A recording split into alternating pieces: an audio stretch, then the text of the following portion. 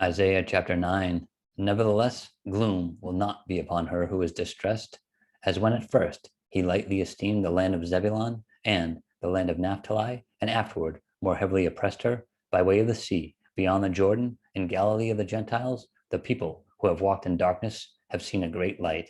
Those who dwelt in the land of the shadow of death, upon them a light has shined.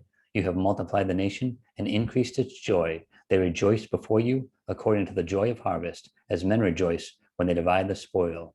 For you have broken the yoke of his burden, and the staff of his shoulder, the rod of the oppressor, as in the day of Midian. For every warrior's sandal from the noisy battle, and garments rolled in blood, will be used for burning and fuel of fire. For unto us a child is born, unto us a son is given, and the government will be upon his shoulder, and his name will be called Wonderful, Counselor, Mighty God, Everlasting Father, Prince of Peace. Of the increase of his government and peace there will be no end, upon the throne of David and over his kingdom, to order it and establish it with judgment and justice from that time forward, even forever. The zeal of the Lord of hosts will perform this.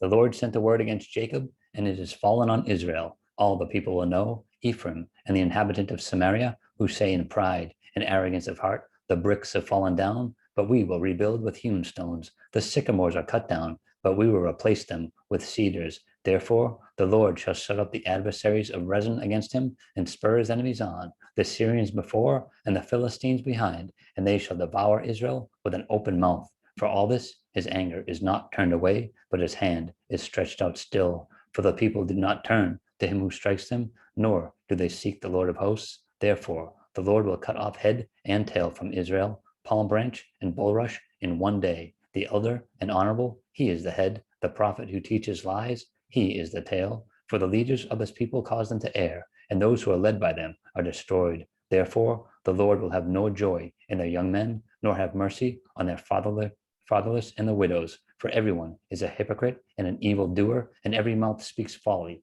For all this, his anger is not turned away, but his hand is stretched out still. For wickedness burns as a fire, it shall devour the briars and thorns, and kindle in the thickets of the forest. They shall mount up like rising smoke.